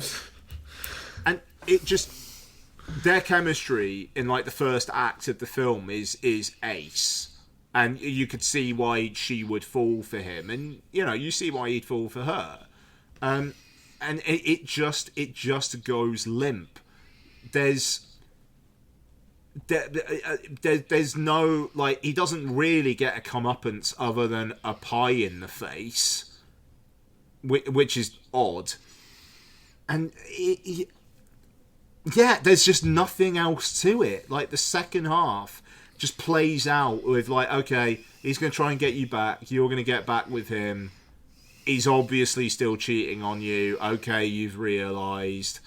And yeah, I don't know. It felt like if a different director had if a different writer had taken on Nora Ephron's novel and written the screenplay, I don't know, maybe there would have been a bit more of spark to it, because it's angry, but it's also, but I'm not going to make a film where I'm lambasting the father of my child or something. Like, it kind of plays, it pulls its punches, but is obviously also angry. And it just, yeah, it's excuse me, it's a bit of a nothing. So yeah, pretty disappointed with that, especially just considering the talent involved. And like, Kylie Simon's score is actually really good. And I know it sounds odd, but there's a whole running bit of Meryl Streep singing "Itsy Bitsy Spider" with her kid through the film, and then in the end, that is turned into a version of "Itsy Bitsy Spider" done by Carly Simon, which then appeared on one of her albums. Yeah. And it's very good. So, yeah, Heartburn. Weird film. But, like, it's just Jack Nicholson smiling at Meryl Streep, just like, we're gonna do some stuff. You know, it's ace. What is not ace is Ella McKay.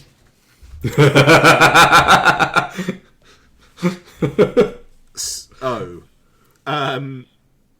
look, God bless James L. Brooks, because he got Disney to finance this by going, you let me do this film and I'll get the Simpsons guys to do another Simpsons film for you. They gave him 35 million. Sorry? They gave him 35 million to make it. Sure. I mean, it looks like a movie, and Hans Zimmer did the score. Fair enough. You know. So, I'm not sure that James L. Brooks has actually interacted with anyone for the last 15 years. This film, God bless it, has got a really, really good heart. Emma Mackey plays Ella McKay, whose boss, played by Albert Brooks, has just been elected senator. So he has to give up his governorship. And she was the lieutenant governor, which means she's now the governor of this town. So she really wants to do right, and there's things that she's interested in doing, but she's so, we're gotta do this, that she bores everyone around her with talking about the detail. And like, the trying to get people pumped with the detail just bores everyone around her. So she wants to do good, but like doesn't have the charisma. Jack Loudon plays her husband, who definitely like has the charisma, but is also one of the most hateful characters ever put on screen.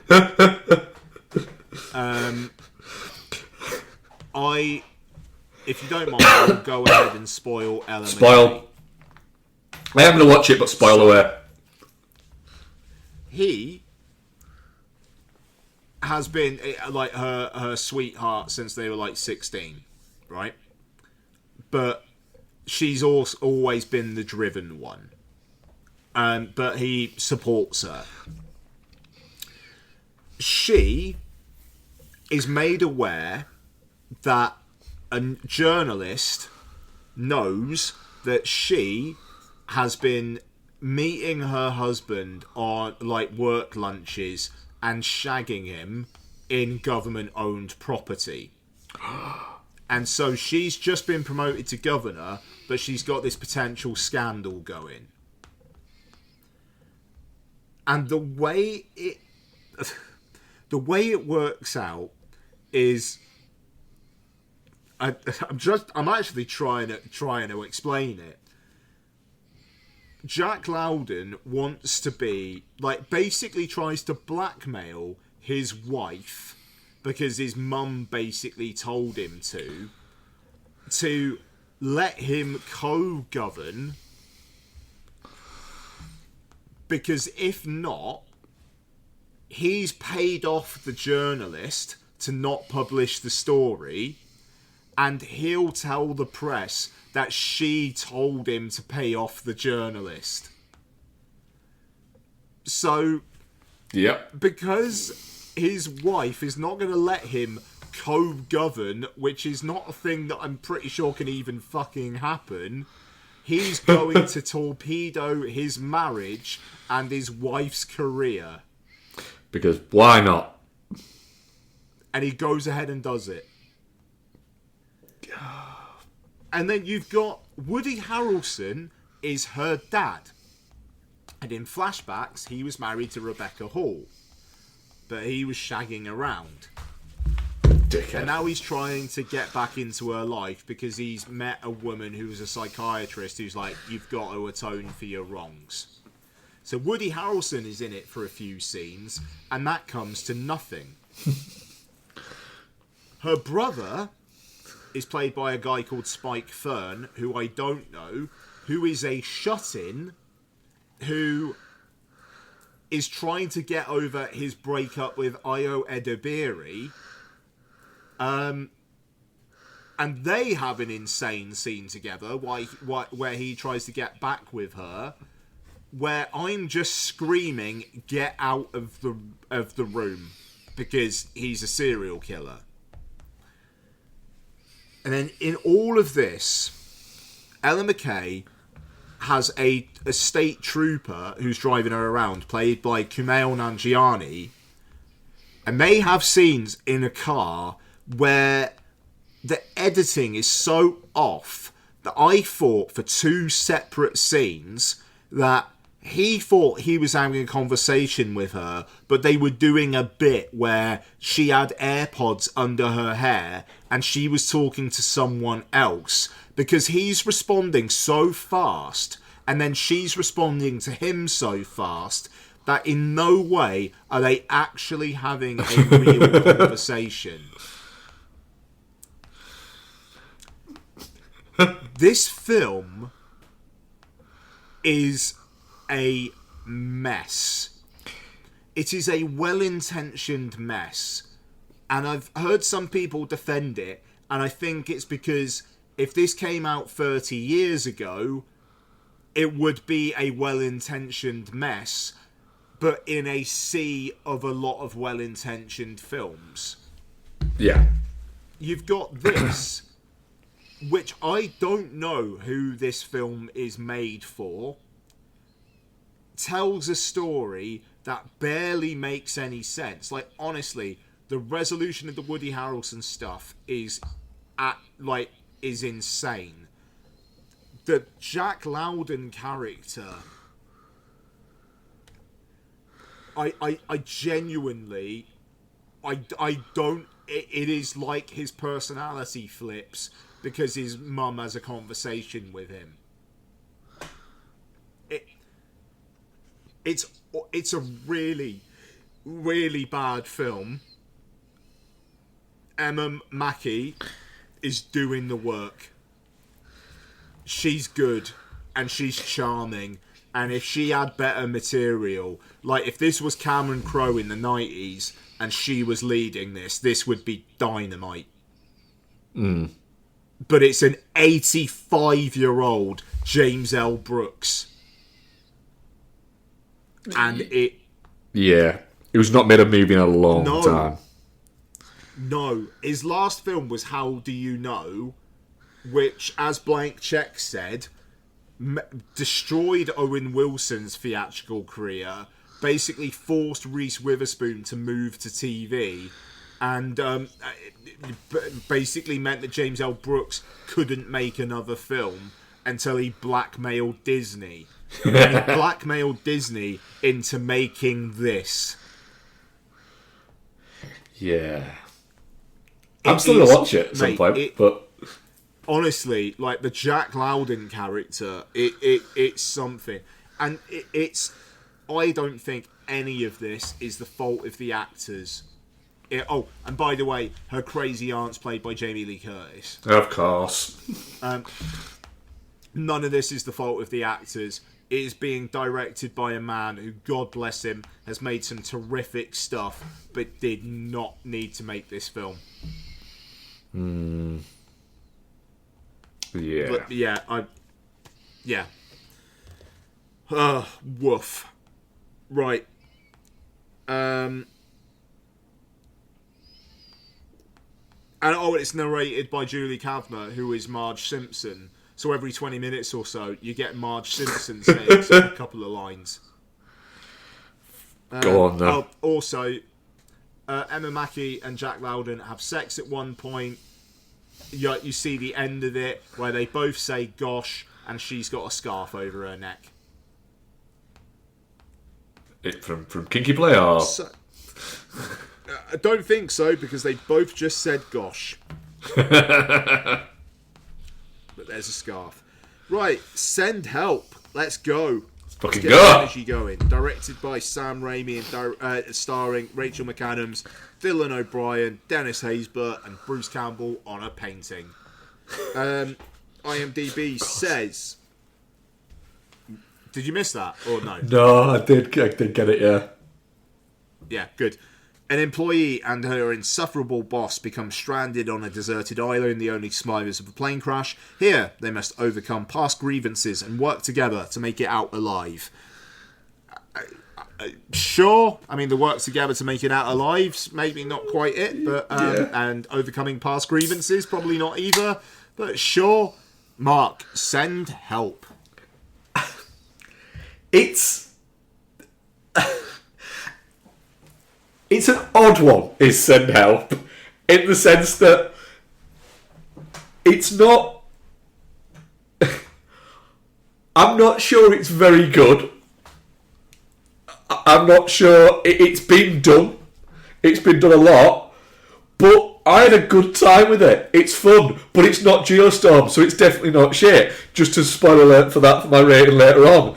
But I I think one of the issues that I have with it is, and I'm going to get the issues out of the way so we can get into the fun bits, is I don't believe for a second that that Rachel McAdams is the character that she is at the first kind of like 15-20 minutes of the movie. But I do believe that she's the character as she is for the rest of the movie. But narratively, she has to be that character at the start of the movie for it to be the character for the rest of the movie. And I get that. And I kind of go, well, I don't care now because it's fun now that she's just like this, that she's really fucking badass at being a survivor because she wanted to be on Survivor. Yeah, that's all I need. Carry on. Yeah. Dylan O'Brien is great as just an absolute fucking douchebag. Could have done with him being more of a douchebag, but it's also quite funny. But yeah, he's a pretty big douchebag, dude. He is, but I could have just done with more of him being a douchebag. Like, I think they could have done more with it, and he'd have been fine with it. But yeah, my major issue that I have with it, again, getting into the issues we can get to the fun bits, is you know that there's something beyond that fucking stone marking that she's gone, don't go beyond there because it's full of poison ivy and thorns and stuff like that. You're like, there's clearly a resort or something there, isn't there? There's something there. And I don't think the film was trying to trick you there. It's telegraphing that. I just didn't want her to get off the island. I wanted her to have literally just kept him on the island. just to be a dick. But yeah, what did you reckon? I kind of stunned because I really, really, really liked it. No, I really liked it, by the way.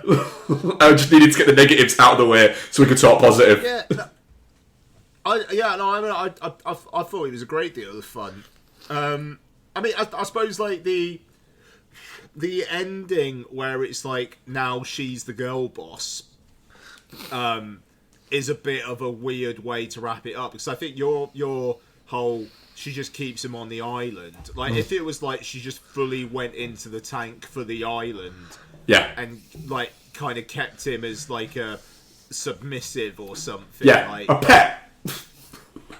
yeah. Like, yeah, I think that probably would have been a better ending. But and it's like at the same time, it's like that look that she gives the camera at the end, where it's like, I think this is the ending I want, but I'm not sure because she's looking at me like that. I quite enjoyed. You know, it's. I found it to be very satisfying. I loved the Raimi aspects. Yeah. Her throwing up on him continually was amazing. Yeah, whilst trying to save his life. Yeah. That was ace. And the boar section as well. Like, okay, fine, CG boar. The CG doesn't look great. It's kind of a sunk cost at this point. But the amount of blood. Yeah. And the amount of like sneeze. Yeah. Just like terrific Raimi stuff. And I liked how like just fucking mean it was. Like even with during the plane crash sequence where that one guy is just like, give me your seat, and then he's choking her out trying to get the seat. Yep. The shot of him outside the window, you know, it's. And she just puts the fucking. She just puts the fucking screen down. Yeah, wonderful. And then Dylan O'Brien is such a great dickhead. That laugh that he does, it is just a great little, oh, you're such a fucking twat stuff. You know, it's not like it's going to be like one of the films of the year or anything, but, and it like in terms of Sam Raimi rankings, like, I'm sure it's in the 10. I'll say Yeah. that. But Yeah, it'd be in the 10. beyond that, It's not in the 3. no, God no. It's Raimi just kind of doing his thing again for the first time since Drag Me to Hell, which was 17 years ago. Yeah. And I even think that this is even more Raimi than... I really like Drag Me to Hell, and it's wild that that's 17 years old. Wow. But this Send Help felt like it was directed by the person who directed Evil Dead 2. For sure. Yeah, for sure.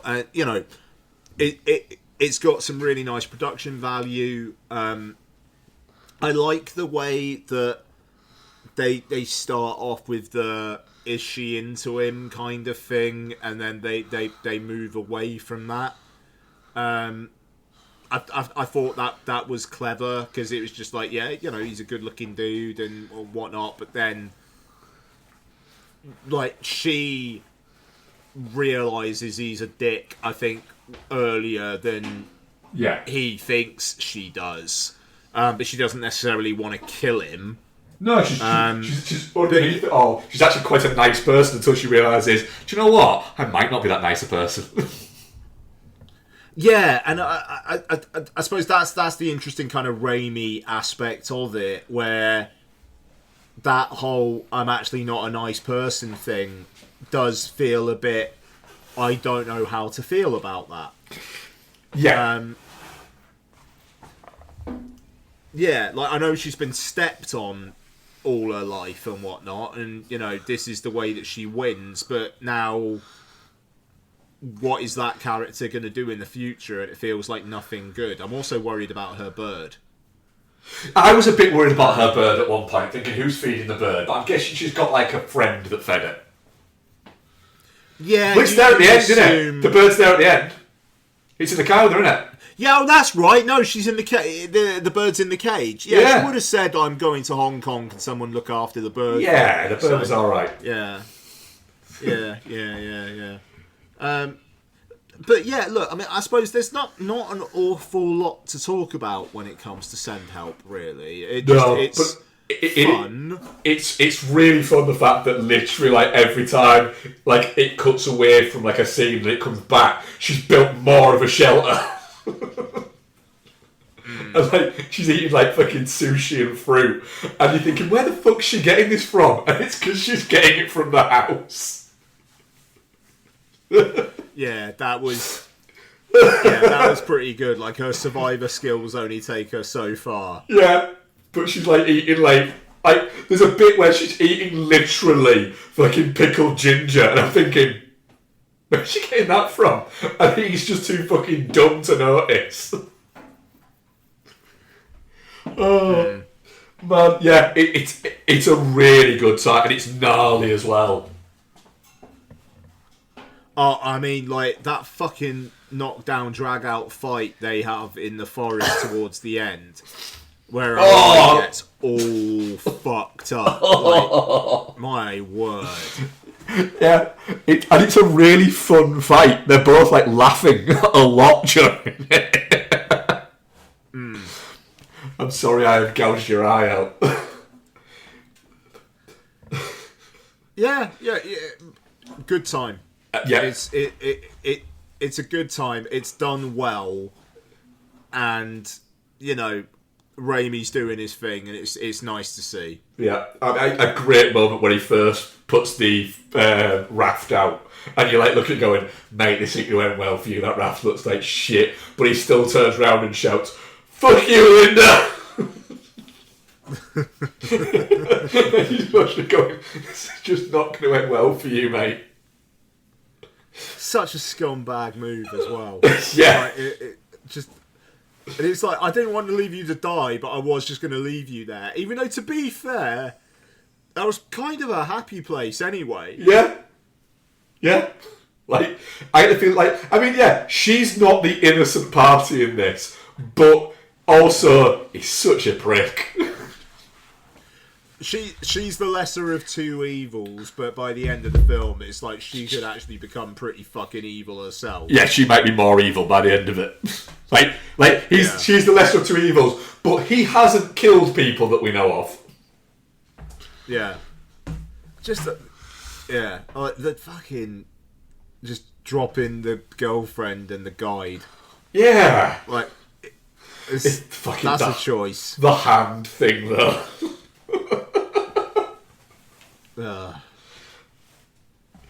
Yeah. That was funny. Like, it was almost like she wanted to be caught or something, like doing that. Yeah. The raminess of it all was very nice. I liked that. I mean, it's definitely not shit. Emphatically, definitely not shit. Really a good time. Yeah. Yeah, absolutely. Absolutely. Cool. Okay, Twitter questions? We have one from Dylan. Asks us, I recently picked up a top with tacos written on it, as seen in the background of one battle after another, which I spotted when I was pausing the film to feed my dogs. What was the last piece of official or unofficial film merch you bought? Oh, shit. Film merch that's not Alien. a film. That's not like an actual film.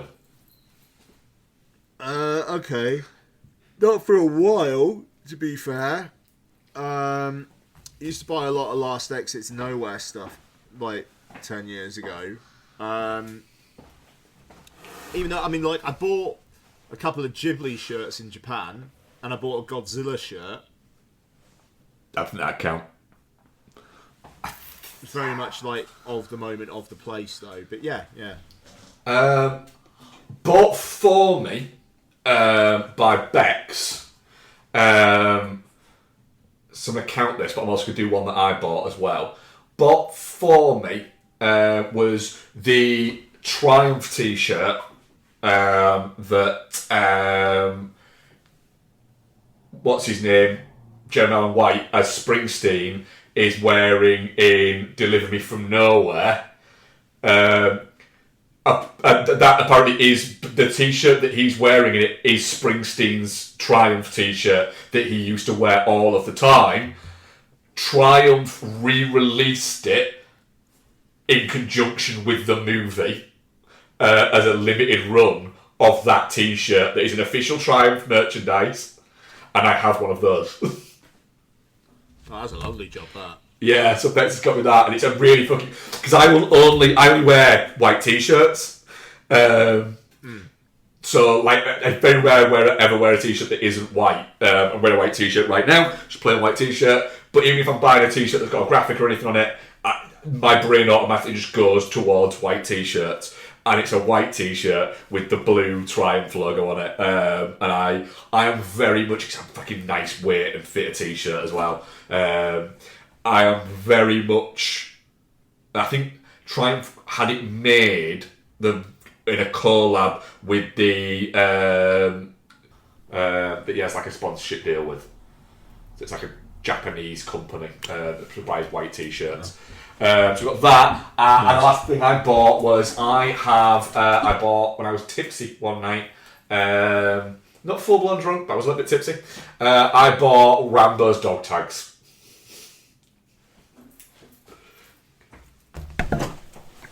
Sorry, mate, I missed that last part. Say again. I got Rambo's dog tags.